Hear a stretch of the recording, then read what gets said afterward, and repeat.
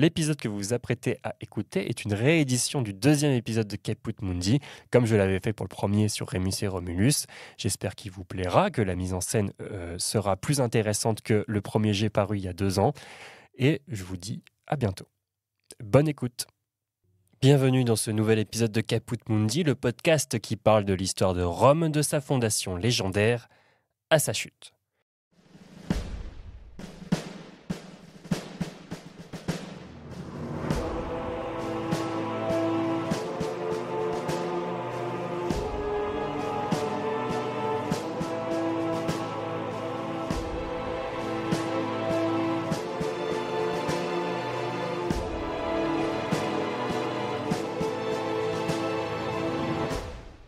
Aujourd'hui, je vous raconte l'histoire légendaire du règne de Numa Pompilius, le successeur de Romulus. Moins connu que son prédécesseur, il n'en est pas moins important pour les Romains. Car en plus de succéder au fondateur, il est celui à qui l'on attribue la fondation de la religion des Romains et les fondements du fonctionnement de la cité. Le récit que je vais vous raconter est inspiré de Plutarque, qui est écrit au IIe siècle de notre ère, dans la vie de Numa et des travaux des historiens John Scheid notamment. Après mon récit, nous verrons en quoi le règne de Numa Pompilius est important pour les Romains, son héritage et son importance dans la mythologie fondatrice de Rome. Je vous raconte donc Numa Pompilius succédait à Romulus dans Caput Mundi.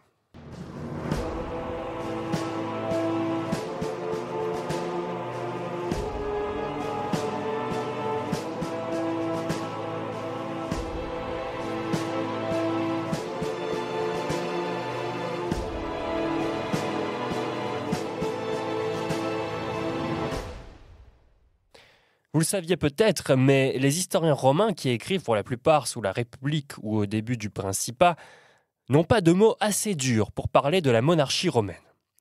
Pourtant, le roi Numa semble faire exception. Le règne du 10e roi de Rome que je m'apprête à vous raconter est un règne de paix et de sagesse, juste après le règne sanglant de Romulus. Je vous avais laissé avec cette image de Romulus emporté par l'orage. Alors qu'il faisait la revue de son armée sur le champ de Mars, le temps tournant à l'orage, frappé par la foudre, le fondateur de Rome disparut.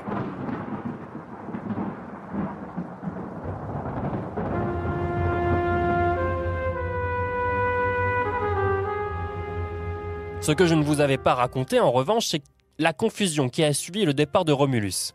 Certains pensent que le Sénat, lassé d'être à la merci de Romulus, a profité de ce jour pour l'assassiner. C'est ce que le peuple s'est empressé de croire, et le Sénat, alors fraîchement formé dans cette cité toute neuve, est sous le coup des critiques du peuple. Intervient alors Proculus, un sénateur bien en vue. Il raconte au peuple et au Sénat que Romulus n'est pas mort. Il a simplement été accueilli dans une meilleure vie parmi les dieux. Il serait venu rendre visite à Proculus, plus grand et plus beau. Il lui aurait demandé de l'appeler Quirinus. Romulus est donc un dieu, et il sera honoré au rang des dieux. Mais c'est alors posé une question. Qui succédera à Romulus ?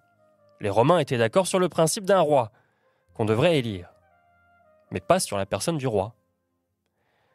Si vous vous souvenez bien, les Romains ont fait alliance avec les Sabins. De ce fait, Romulus a régné quelques années aux côtés du roi Tacius, le roi des Sabins, sur un seul et même peuple uni.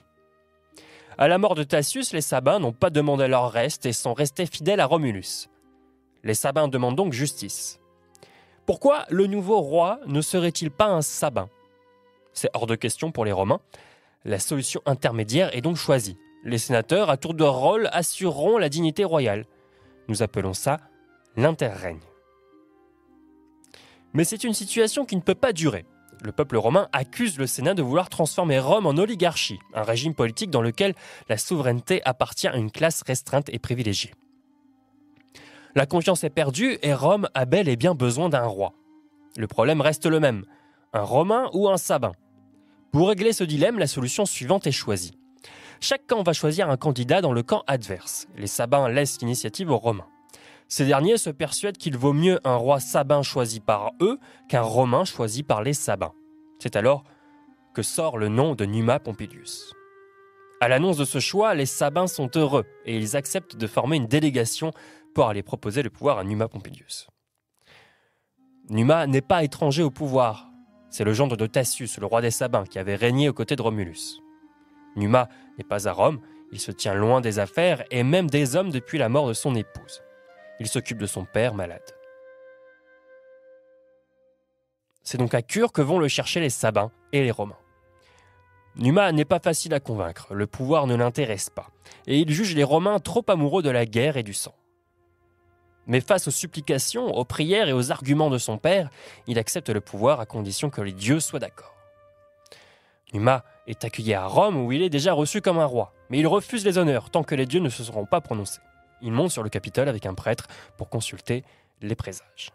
On lui bande les yeux, l'oriente vers le midi et on demande aux dieux d'envoyer un signe sans équivoque. La foule du forum retient son souffle.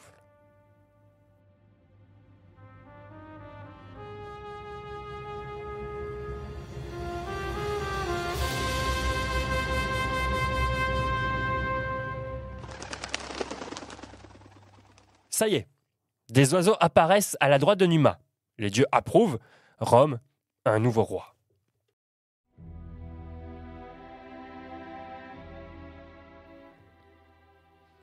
Gouverner le peuple romain, quelle tâche difficile. Le peuple né du fratricide et de la guerre ne convient pas au principe de Numa, qui vit pour la paix des dieux et des hommes.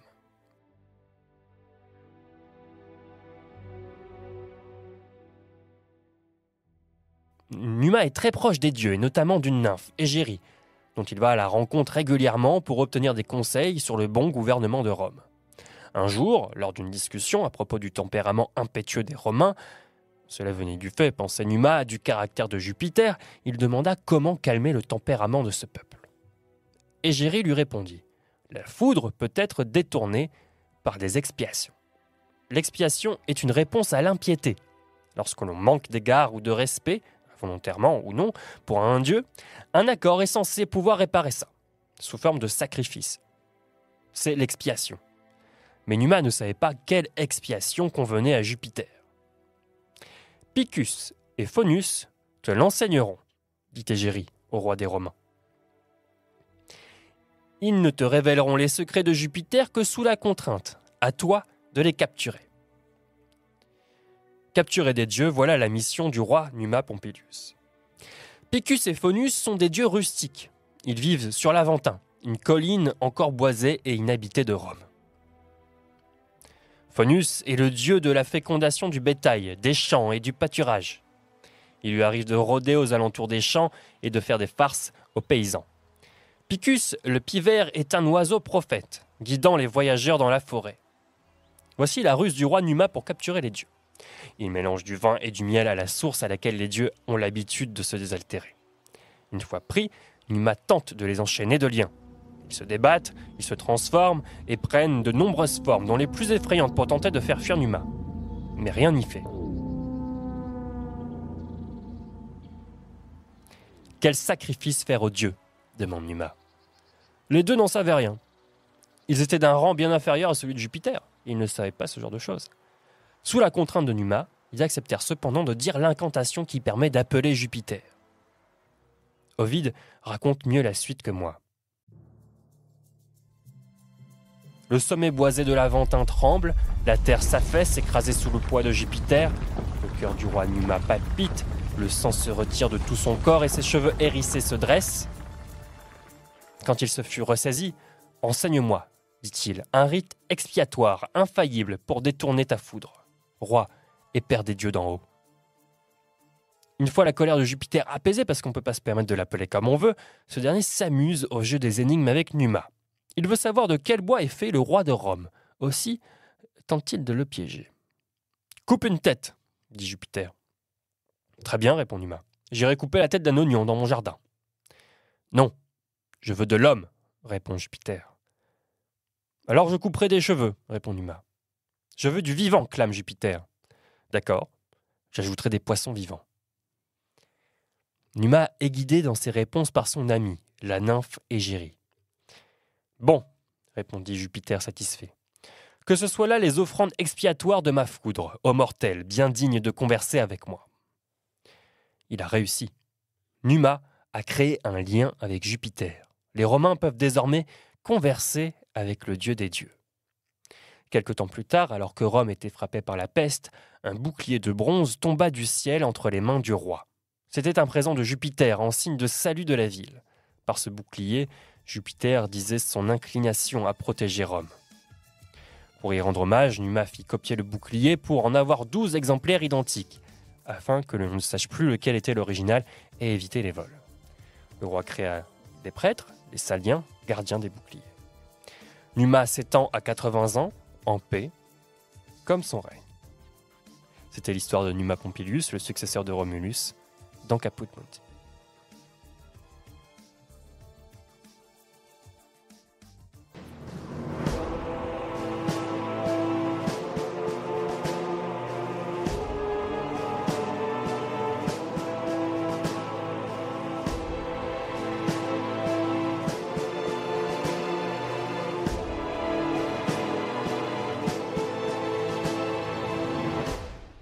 Comme je l'ai dit en introduction, je me suis fortement inspiré du récit de Plutarque pour pouvoir raconter la vie de Numa dans sa vie de Numa, justement. Plutarque est l'auteur des Vies parallèles, un ensemble d'ouvrages où il met en relation les vies des personnages importants dans l'Antiquité.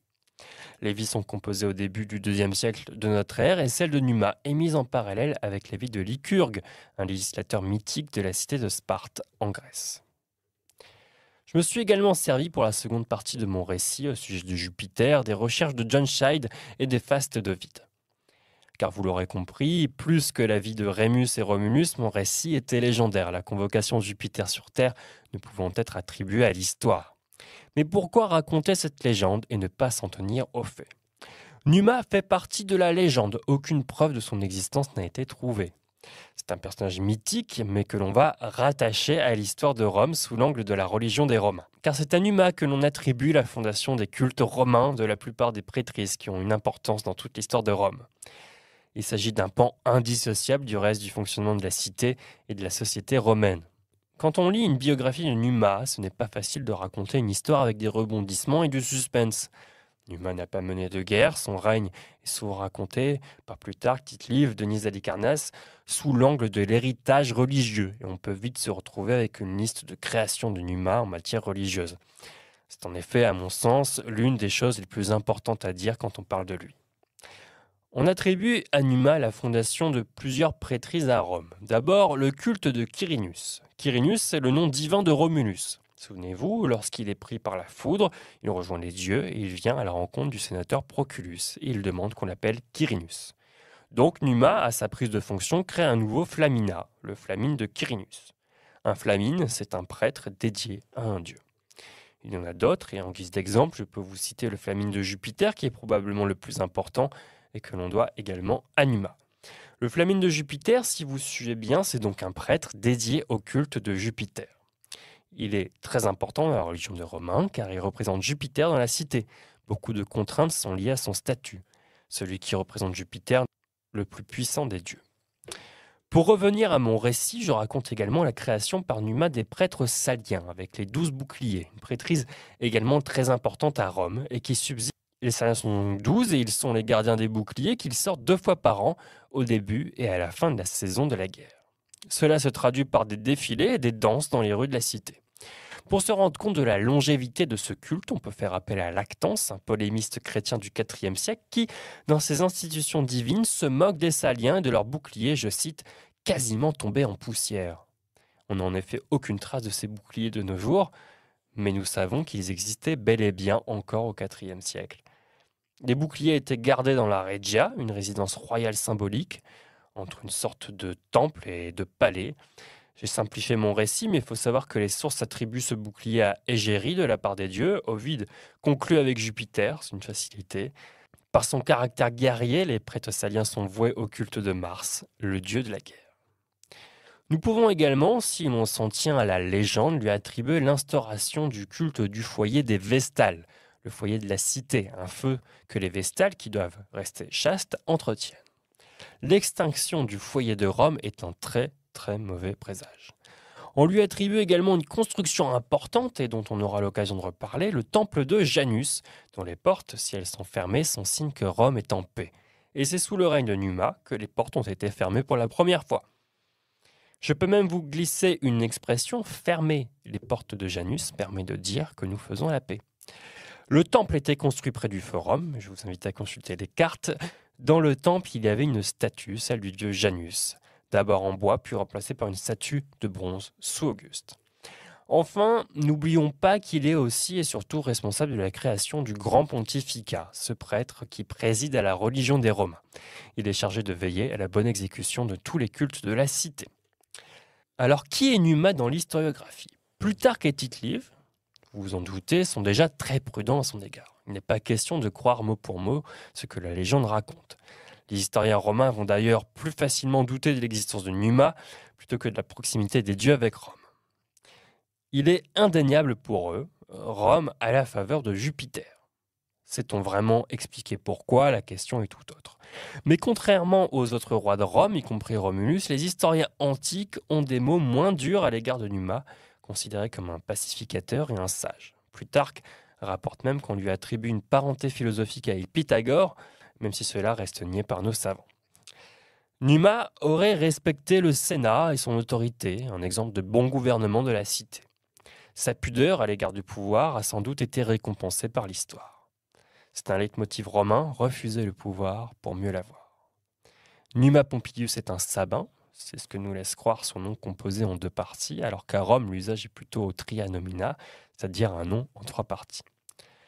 C'est ce que nous apprend entre autres l'historien Guido Clemente, dont je vous ai déjà parlé dans l'épisode précédent. Nous pouvons citer également Georges Dumézil et son approche indo-européenne du mythe de Romulus Numa, avec d'une part un Romulus autoritaire et sanglant et de l'autre un Numa apaisé, respectueux et pacificateur. En fait, Numa représente, en arrivant tard au pouvoir et en instaurant des cultes et en évitant la guerre, comme un pater familias, un père de famille qui est la figure centrale de la société civile romaine. Il protège Rome. Pour vous montrer la vie de l'image de Numa dans la société romaine, je peux vous parler de numismatie, la science qui étudie les monnaies. Dans l'article d'Arnaud Suspène, roi de Rome et roi étranger sur les monnaies de la République romaine, publié dans la revue BNF en 2009, nous apprenons que le roi Numa fait l'objet de monnayage. Il y est représenté en sacrificateur. Il s'agit de différents monnayages de la fin de la République sur des monnaies d'argent ou de bronze qui montrent l'importance de Numa dans la religion des Romains. Le roi y est célébré pour sa piété, c'est-à-dire une attitude civique qui consiste en une observation scrupuleuse des règles rituelles fixées par la tradition. Et cette tradition est fixée par Numa. Nous pouvons également faire un saut dans le temps et revenir au temple de Janus, qui a été fermé pour la 3e fois, disons si l'on compte le règne de Numa, par Auguste.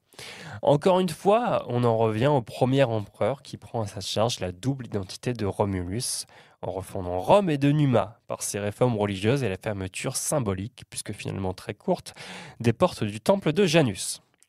Alors je n'ai pas souvenir qu'Auguste soit revendiqué de Numa, ça aurait été maladroit, en tant que restaurateur de la République. Mais l'imaginaire est là et Auguste porte tous les aspects du pouvoir à Rome. Donc Numa, le fondateur de la religion des Romains. Il en a en tout cas fixé les règles et pour longtemps. Si vous voulez en savoir plus sur le 2e roi de Rome, lui qui a permis ce pacte avec Jupiter, qui a conduit Rome à la tête du monde, vous pouvez lire la vie de Numa par Plutarque, Tite-Live dans son histoire romaine, Ovide bien sûr, mais également un point de vue hellénique chez Denys d'Halicarnasse, un historien grec, qui a écrit les Antiquités romaines au début du 1er siècle de notre ère. J'ai déjà cité l'article d'Arnaud Suspène, vous pouvez également vous référer à François Hinard, John Child, qui raconte l'histoire de la confrontation entre Numa et Jupiter dans Pouvoir et religion à Rome. On peut également citer du même auteur Numa et Jupiter ou les 2 citoyens de Rome dans la revue des sciences sociales des religions en 1985. Vous verrez, sa façon d'écrire est très agréable. Enfin, je vais citer Georges Dumézil. Vous pouvez notamment lire son article « Les cultes de la Regia, les 3 fonctions de la triade Jupiter-Mars-Quirinus » publié en 1954 dans la revue Société d'études latines de Bruxelles pour approfondir. Je tenais à vous remercier pour votre écoute. N'hésitez pas à suivre le podcast Caput Mundi sur les réseaux sociaux, Instagram, Twitter, Facebook et YouTube. Vos commentaires, précisions, rectifications sont les bienvenus. Je vous dis à bientôt dans Caput Mundi.